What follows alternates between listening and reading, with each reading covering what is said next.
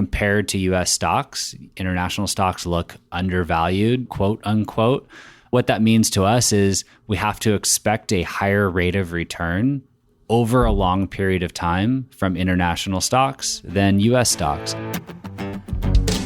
Welcome to Stay Wealthy San Diego, a show for successful professionals doing all the right things with their money and are ready to take their financial plan to the next level. I'm certified financial planner Taylor Schulte, and I'm here to teach you advanced financial planning strategies in plain English. This podcast is for informational and entertainment purposes only and should not be relied upon as a basis for investment decisions. This podcast is not engaged in rendering legal, financial, or other professional services. Welcome to the Stay Wealthy San Diego podcast. Hello, podcast listeners. Today, we're going to be talking about investing in international stocks. And I know we've touched on it in some prior episodes, but today we're going to really take a deeper dive into the world of investing globally. And then we're going to take that information and parlay that into a conversation about how to properly construct a portfolio. Specifically, we're going to share 3 really important things that we think you should take into consideration when putting your portfolio together. And no, keeping costs low isn't going to be one of them. You beat me to it. We've beat that drum enough. Keeping costs low to us is table stakes. And I don't think that we need to make that point again. If you're new to this podcast, go back and listen to prior episodes. We can't talk about it enough. It is so critical to pay attention to the fees and expenses, not just the transparent ones, but the ones that hide behind the scenes. So we're going to leave that out. The 3 things that we're going to talk about today in regards to portfolio construction are, number 1, what asset classes belong in a portfolio? There's all these asset classes that are out there. It's overwhelming. Large growth, small value, international, emerging markets, junk bonds, convertible bonds, high yield bonds, Bitcoin, hedge funds, commodity, like the list goes on. So we want to talk about what asset classes actually belong in a portfolio. Number 2, how much should you allocate to each asset class? So you've picked out these asset classes that belong, you've gotten rid of the junk. Now, how much do you allocate to each of those different asset classes? 100% Bitcoin. And then number 3, what is the best way to implement this portfolio? You've got this basic framework down, you understand it, it makes sense. Now it's time to implement it. And of course, watch out for fees and expenses. So we'll talk about how to implement that portfolio. I'm glad we do get to talk about costs at the end there. Just a little bit. Okay. So let's dive into international stocks. Before we really kind of pick this apart, I want to mention 2 things. When we reference international stocks, we're referring to the MSCI EAFE index unless we note otherwise. So when we just broadly reference international stocks, that's the index we're referring to. For US stocks, the S&P 500. The second thing I want to mention, this is not advice. This is for informational purposes only. I know you guys know this by now, but please consult with a professional before making changes to your personal situation. I want to quote Paula Pant here. Consider this the unfunniest comedy show ever. Nice. I like that. All right, John, I'm going to share a couple stats with you on international stocks and just kind of give me your general thoughts here, or reactions. Maybe that's a better word. So since 1970, and we're using 1970 because that's as far back as the data goes for us, so we're using what we've got, there have been 12 bear markets in international stocks. And a bear market is defined by a loss of 20% or more. So since 1970 up until now, 12 bear markets in international stocks. Seems like a lot of good buying opportunities. Yeah, hey, that's a nice way to spin it. Check this out. During the same time frame, U.S. stocks, again, the S&P 500, have only experienced 6 bear markets. Wow. So just giving you that information would lead you to what kind of conclusion? I guess it depends upon how you look at it. If you only want the market to go straight up, then, and most people do, U.S. stocks sound good. But of course, when there's a bear market, there's a buying opportunity. There's mean reversion, which is what goes up must come down, and vice versa. So there's certainly some diversification value, at least that's what I hear, when it comes to holding international stocks. Yeah, and I'll also mention too that during that time frame, U.S. stocks had losses of like 18%, 19%. So it was close to 20%. So it's not a perfect statistic, but there have been more bear markets in international stocks. The second stat I'll share with you, during that same time frame, 1970 to the end of 2017, international stocks total return, average annual rate of return, 9.6%. So pretty good. Absolutely. During that same time frame, U.S. stocks, 10.5% average annual rate of return. And you have to consider that those are index numbers. Investing in international stocks does cost a little bit more money, so you got to take just a little bit off the top of that international figure relative to the U.S. And if we just read those two stats to most people, or a big media outlet mentioned those two statistics, twice as many bear markets, a lower rate of return, most investors are going to conclude, why don't I just invest in U.S. stocks? I'm going to get a higher rate of return, less potential chance of loss. Why would I even touch international stocks? So we kind of cherry picked those statistics here to share with you, but let me kind of spin this around and show you the other side. John already kind of mentioned how important diversification is. From 2000 to 2009, the S&P 500 experienced what we call a lost decade. And actually, it was more than a lost decade. During that 10-year time span, the S&P 500 fell almost 10% in total. In that same time, international stocks, the MSCI EAFE index, rose almost 20%.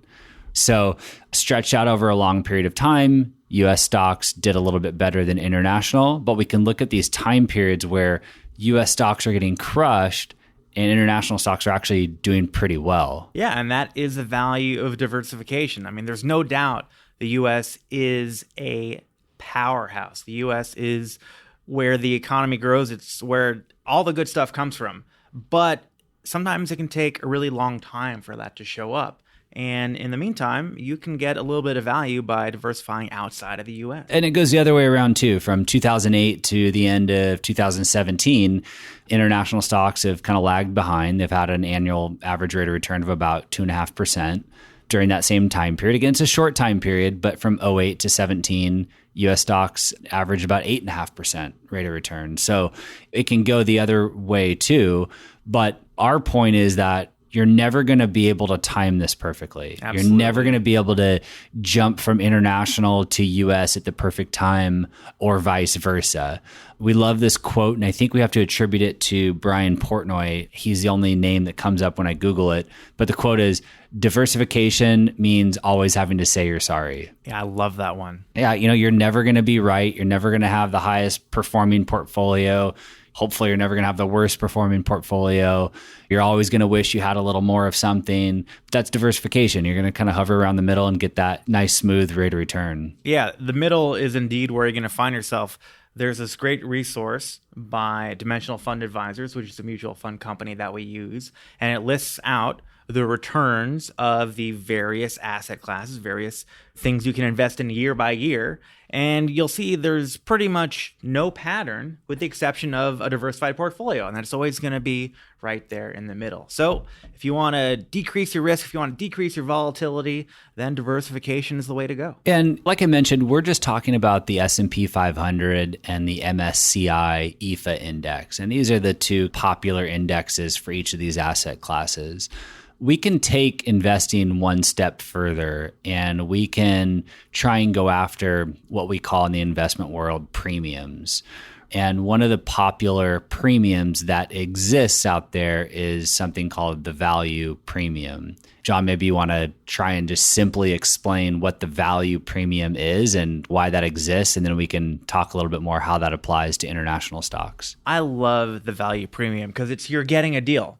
It's basically you invest in the stuff that's temporarily on sale, it's temporarily unpopular, and then you just wait for it to become popular, and then you do pretty well, right? Now, the inverse of that is what's called growth. You're going to buy what's super popular. So what's super popular right now? Well, Google, Amazon, Netflix, Facebook. Everyone loves these stuff, and everyone's buying them. So the prices on them are shooting up and up and up. But on the flip side, you can say, well, what aren't people buying? What doesn't look cool right now? And then you buy it. And then you wait and you wait and then it does very, very well for you. Yeah, so I think it was Warren Buffett who said something along the lines of buy when there's blood in the streets.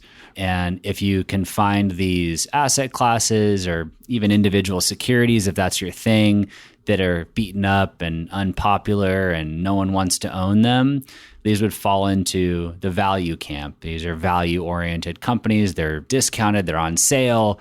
It doesn't feel good when you buy them, but you're buying them at a cheap price, hopefully, and you patiently wait. And hopefully, over a long period of time, which this value premium has existed, but if you hold these securities over a long period of time, you're going to do better than other asset classes or just buying the market as a whole. So there is this value premium that exists, and you can invest in mutual funds or index funds that try to get this value premium for you. So one of the indexes out there is the Fama French International Value Index. And this is an example of how you might be able to go after the value premium overseas. So we shared with you that the broad market indexes, US stocks, the S&P 500, did a little bit better. But if we compared it to the Fama French International Value Index, that index actually did better than US stocks. It was up about 14% from 1975 to 2017, while US stocks or the S&P 500 were only up 12%. So by taking your portfolio to the next level, understanding what these premiums are and why they exist in the marketplace and tapping into them at a cost-effective price, you might be able to increase your rate of return overseas and actually add some value to the portfolio. Absolutely. And again, it'll bring your portfolio from experiencing wild swings, just investing in the large companies of the US, to something a little bit more palatable, something with a little bit less risk by investing outside of US companies. And if you're interested in learning more about these premiums and why they exist and what other premiums are out there, you can Google Fama French. They've written a ton of research and papers on this. Dimensional Funds has a public website that has a ton of information on this stuff. It's free. So you can go to the Dimensional Funds website and poke around there and learn a little bit more. And then throughout this podcast in the future, we'll definitely dive deeper into premiums that exist out there. So before we kind of wrap up and share our conclusion with you about international stocks, we can't help but mention John Bogle. We talk a lot about Vanguard. We love what Vanguard does. We love what they've done in the investing world and what they've done for consumers.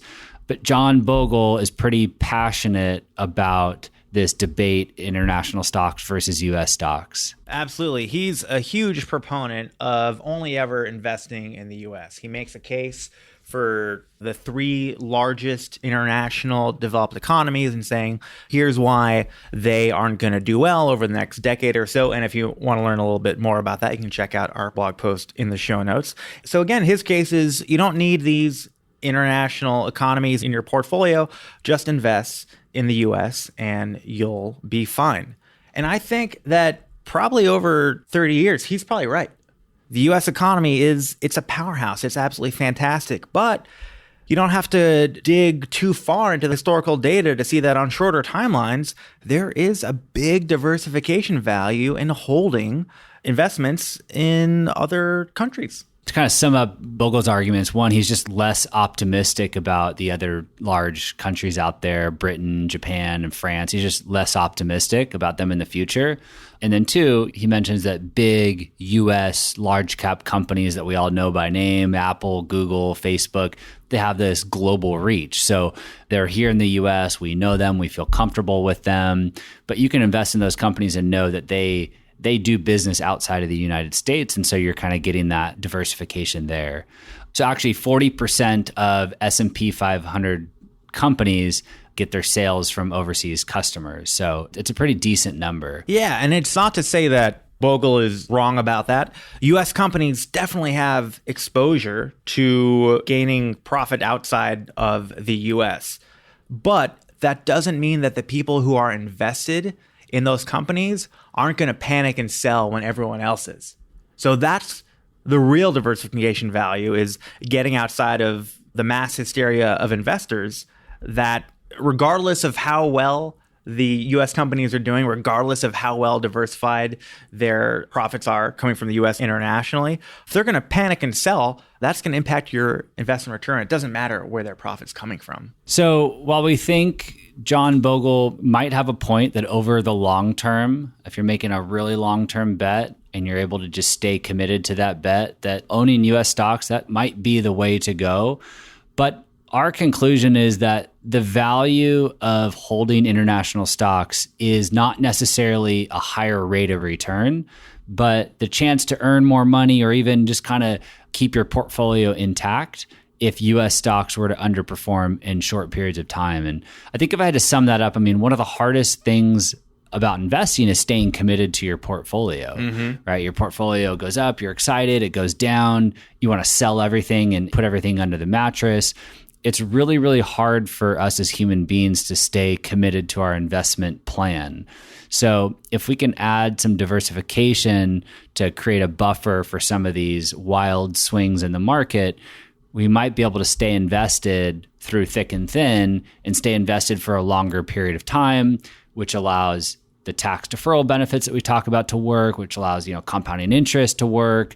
But the worst thing that we could do is jump in and out of the market. And if we just put all our money in US stocks and watch that go up and down, we might drive ourselves crazy and we might not be able to stay committed to our portfolio. So I think if there's like one reason why you own international stocks, it's purely for that diversification benefit and to make sure you can stick with your portfolio for a long period of time. Absolutely. I think that's such a great way to put it. Imagine opening up your account statement and you see your various funds and you see your S&P 500 fund and it's getting murdered. And you're like, oh my God, I want to get out of this. But then you keep looking down the rest of your statement and you're like, oh, well, my US small value fund did good. All right.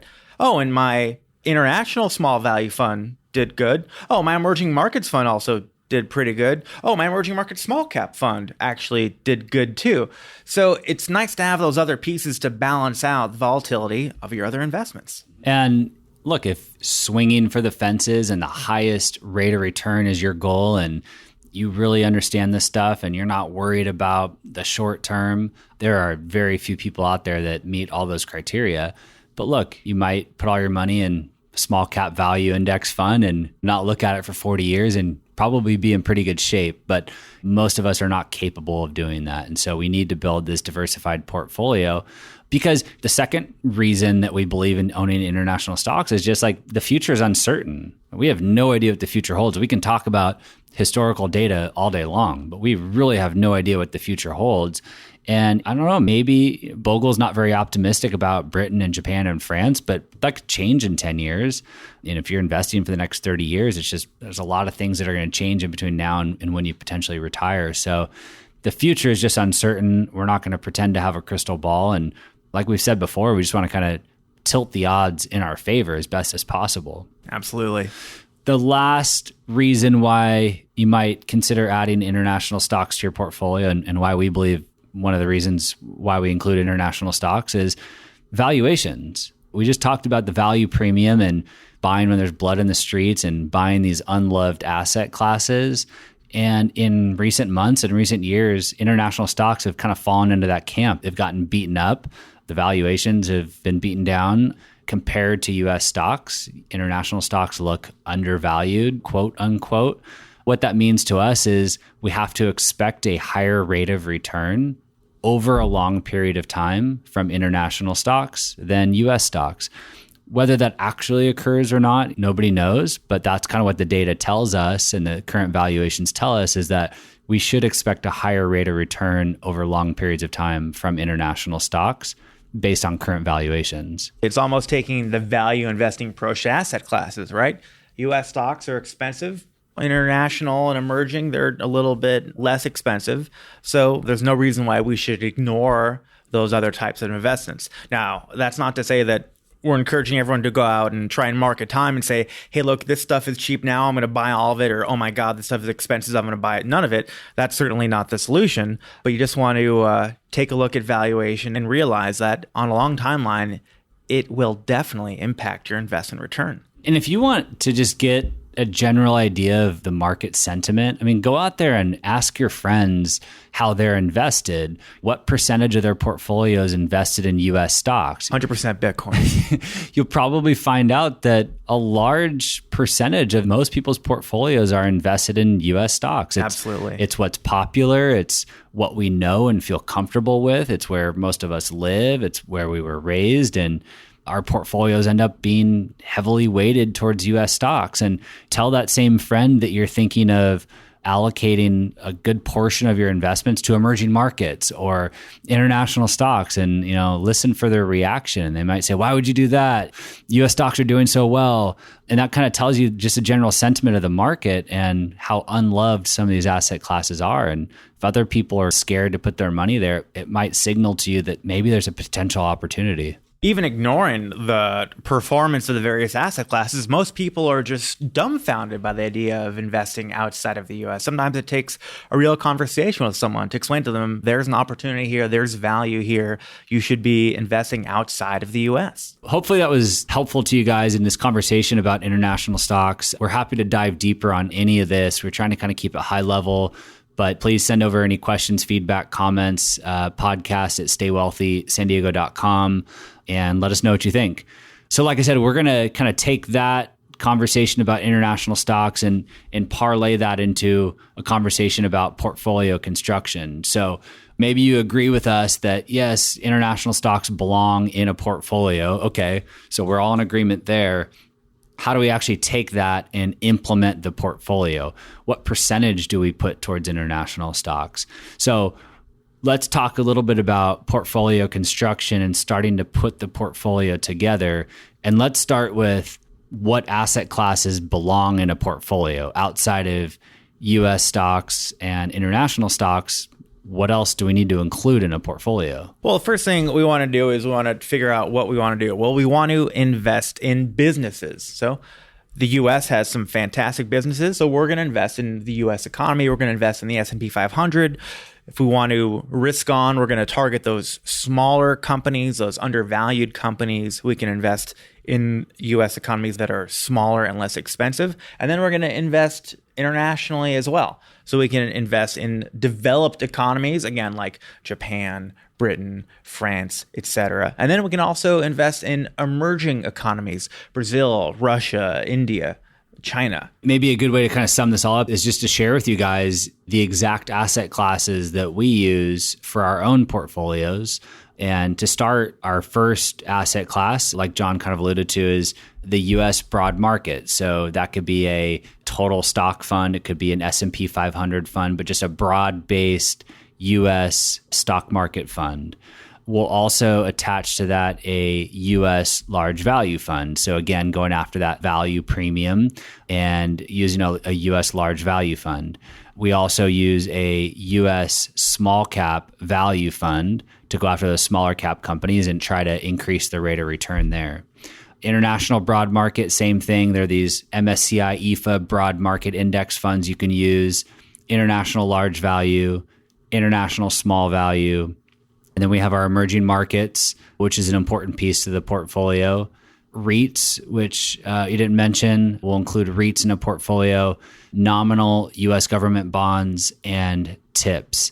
And maybe I'll just back up and say, we didn't just throw a dart and come up with these asset classes. Every asset class in the portfolio means something. Like it has a purpose for being in the portfolio. We just didn't decide, let's just throw an extra couple funds in there just because. You want every single asset class, every single fund to serve a purpose. So we're extremely intentional about what asset classes we included, and then more importantly, what asset classes we've excluded. So some of the asset classes we've eliminated from our portfolios would include commodities, hedge funds, gold, John's favorite, Bitcoin, and all cryptocurrencies. And then, maybe one of the controversial ones is all other types of bonds except for US government bonds and TIPS. John actually wrote a research paper that was published in the Journal of Financial Planning last year. We'll link to that in the show notes, but wrote a paper on using government bonds versus corporate bonds or even other bond asset classes. So we don't include corporate bonds or any of these other bond asset classes in the portfolio. We simply use nominal US government bonds and TIPS. And maybe you want to explain a little bit more about that. Well, if you are someone who is not swinging for the fences, then it makes sense to have some safety in your portfolio, some relatively safer investments. And the relatively safer investments are going to be United States Treasury bonds. Now, there's all sorts of other bonds out there, but they're not as safe. So if you're targeting a safe investment, then you shouldn't choose the risky version of bonds. You should choose the safe version of bonds. So we make sure to keep our bonds safe and our stocks relatively risky. That is how we're going to ensure the best success. Now, let's talk about why we chose these particular asset classes. Why US stocks? Why government TIPS? Why real estate? Well, we want to pick the asset classes that are going to grow. We invest in economies, they're going to grow. The US economy is going to grow. International economy is going to grow. Real estate is going to grow. It's important that the investments that we choose have potential for growth. The other thing is that we have to be able to access these investments at low cost. That's why a lot of the other investments get thrown away. You can't access a hedge fund at low cost. You can't access private equity at low cost. So those investments get the boot. Next, they have to be diversified, right? We have to be able to spread our risk out. So we're not going to invest in just one US company. We're going to invest in all US companies. And again, that's why private equity gets the boot, because all your money goes into just a handful of companies. No, those are really good points. And I think I'll just add that you had mentioned we want our bond portfolio to be safe and we want to take our risk in stocks. So if we want a higher rate of return, then we'll just simply own fewer bonds and we'll add more stocks to the portfolio. US government bonds is one of that rare asset classes that typically moves in an opposite direction to stocks. So during really catastrophic times, think 2008, 2009, US stocks are just getting hammered. US government bonds are one of the few asset classes, maybe even the only asset class that actually performed well during that time period and held the portfolio together. Yeah, US Treasury bonds are just an amazing diversifier. If you want protection against the US stock market going down, then your best bet is holding treasuries. It's just what happens.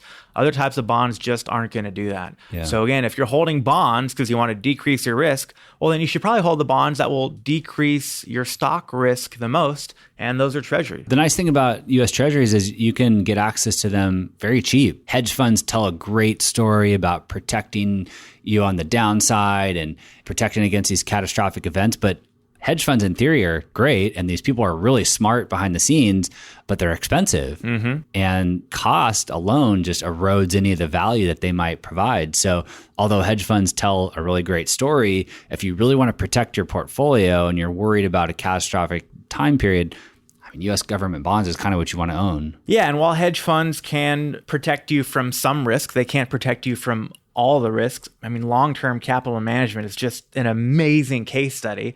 A hedge fund run by geniuses, their portfolio was protected up to an 8 standard deviation event. And basically what that means is just a very rare event of the market losing value. So they'd run all the numbers and they'd set themselves up so if there was an 8 standard deviation event, then everything would be fine. And then guess what happened?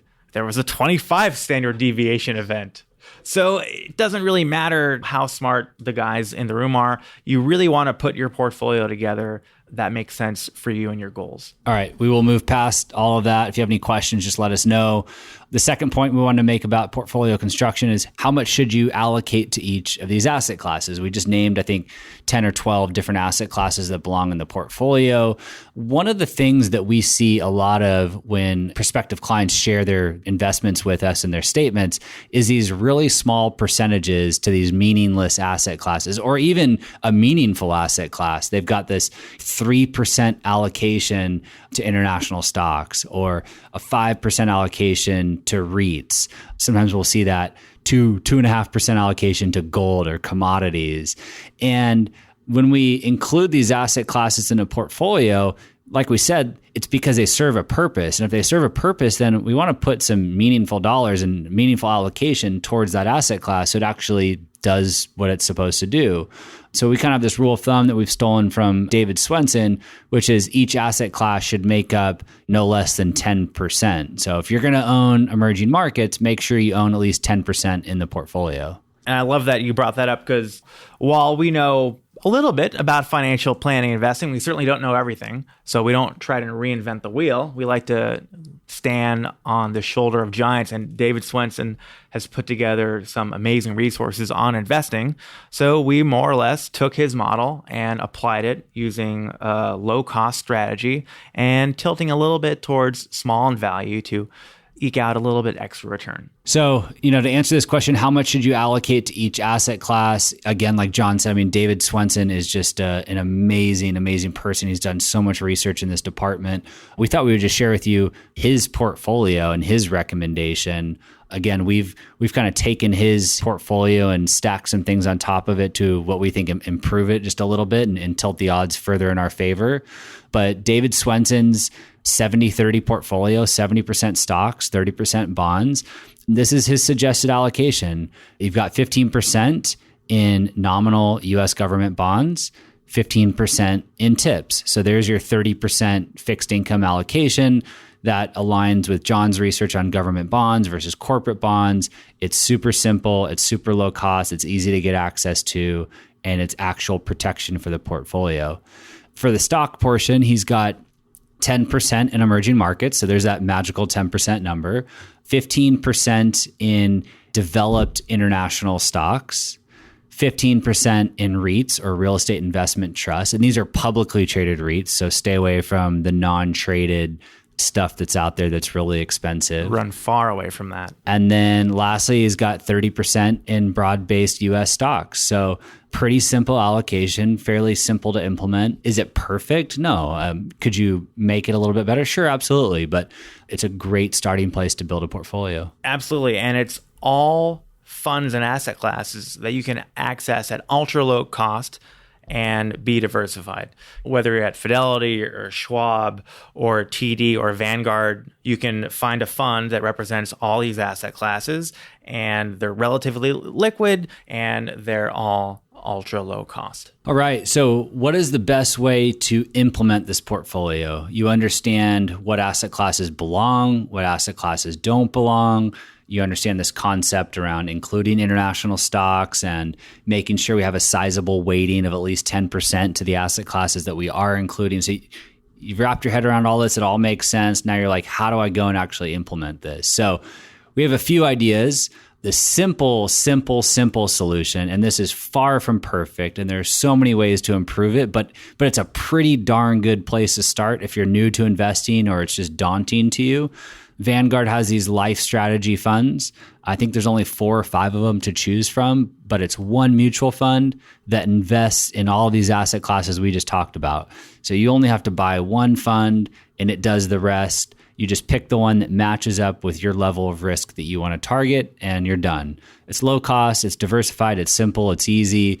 Is it perfect? No. There are plenty of things that we could pick at and improve upon, but it's an okay, good place to start. It's low cost and it's diversified and it's investing in the asset classes that make sense. If you want to take things up a notch, you're feeling more comfortable, maybe you've invested for a period of time and you kind of know the drill, Vanguard has something called a 3-fund solution. And I actually think it's just these bogleheads, these Vanguard investors, they don't work for Vanguard or anything, just kind of came up with this idea of this 3-fund solution that you don't need a bunch of different asset classes and funds to have a successful portfolio. Again, in our opinion, is this perfect? No, I think there's a lot of things you could still do to improve the portfolio and eke out some extra return and put the odds in your favor, but it's a pretty good place to start. So this 3-fund solution is 3 mutual funds, a total US stock fund, a total international stock fund, and a total bond market fund. And that's it. Pick your allocations to each of those 3 funds and you're pretty well diversified. And to Taylor's point, it's not perfect because Word perfect? Well, I'd probably choose a treasury fund over the total bond fund because it's going to be more pure on average. It's going to offer you better average protection during U.S. market drawdowns than a total bond market fund would. If you guys want to geek out on this, there is a new book out by famous, but well, maybe not so famous, but if you're a Boglehead, you know who he is, by famous Boglehead Taylor Larimore, and we'll link to his new book in the show notes, which is all about the 3-fund portfolio. If you're itching for something a little bit more than that, you understand this and you're like, I still want to attack that large value, small value premium. I want to include some of these different asset classes like REITs and emerging markets. You can once again take things up a notch and you can purchase an index fund for each of the asset classes that we've spoken about that should be in a portfolio. So go out there, make sure you look at the costs associated with those index funds and keep the costs low. But if there's 12 asset classes that belong in a portfolio, you can find 12 index funds to fit each of those asset classes. Our kind of rule of thumb with this is if you're doing this on your own, if you're investing through Vanguard, use Vanguard index funds. If you're investing through Fidelity, use Fidelity's index funds. If you're using Schwab, use Schwab's index funds. Don't go to Fidelity and use Schwab funds. That doesn't make any sense from a cost perspective. So keep that in mind if this is an avenue that you want to pursue. And the reason why is because if you go over to Schwab and you buy the Vanguard funds, Schwab is going to charge you a fee. Now, if you go over to Vanguard and buy the Vanguard funds, Vanguard's not going to charge you a fee for using their own funds. Same thing for Fidelity. Fidelity is not going to charge you a fee for using their own funds. But good news, over at Vanguard, you can actually now buy everyone else's funds for no fee. But just because you can buy it through Vanguard doesn't guarantee that it's a low-cost fund. So make sure you're aware of the expense ratio of the charge, what it costs to actually buy into that fund. And also look out for a little thing called the bid-ask spread, which is another cost of investing. And if you want to learn about that little nuance in investing and how to mitigate that cost, we will link our blog post in the show notes. And if we just confused the hell out of you and this just all sounds really daunting, or maybe more importantly, you own a business, you're a parent, a full-time professional, or you just have other hobbies you want to pursue and you're like, I just don't have the time for this. Like, I could do my own taxes, but I'd rather spend time with my son and go travel with my family or work and build my business. I don't really want to spend time doing my taxes. So if you're in that camp and you want to hire a professional to help with this, we always recommend napfa.org. So that's N as in Nancy, A, P as in Paul, F as in Frank, A as in Apple.org, NAPFA. And they're an organization. It's a way to go and just put in your zip code and find fee-only financial planners in your area that can help you implement some of this stuff. On the flip side, if you really want to nerd out on this stuff, then I would recommend picking up one or both of Swenson's books that can tell you all about investing, and we'll link those in the show notes. All right, to kind of wrap this all up, it's really, really fun to talk about investing and these asset classes and percentages and returns, and it's fun. That's the sexy conversation. I love it. But as you know, John, investing or choosing the best investment strategy isn't nearly as important as your savings rate. Absolutely. So I like to say making more money and saving more money is way more important than worrying about the best investment portfolio. Yep. 12% to emerging markets versus 8%, means far less than maxing out that 401k and doing those backdoor Roth contributions and putting money in a taxable account and reducing your costs and just putting more money away. It's going to mean a heck of a lot more than picking the perfect mutual fund. I couldn't agree more. If someone came up to me and they said, John, I've got so many hours in a day, I can either spend those hours making more money so I can invest it in this one-stop shop, low-cost Vanguard fund, or I can spend that time reading every single book on investing at the expense of not being able to save as much money. I'd say go save more money. If you're in a low-cost fund, you're 99% of the way there. And maybe a really good place to just end this episode is a quote that we've referenced before that we love, which is, you can save your way out of an investing mistake, but you can't invest your way out of a savings mistake. Absolutely. So pay more attention. Depends where you are in your journey, but pay more attention to saving more money, making more money, And again, there are resources out there to help you invest your money properly if you're at that stage. Yeah, just think about it. What's going to be more valuable? If you can save an extra $100 or $1,000 a month, or if you can increase your investment return from 10% to 20%, but if you're only saving $1 a month, doesn't really matter if you have some amazing investment return. Your capital, the amount of money that you're saving is only going to get you so far. So thank you all for listening. As usual, we've had a ton of fun. We're really enjoying this. Thank you for all of your feedback and support so far. If you have questions, comments, any additional feedback, you know you can always email us at podcast@staywealthysandiego.com. We read and respond to every email. We'd love for you guys to engage and become a part of the community. So thank you, and we'll see you in a couple weeks. Take it easy, guys.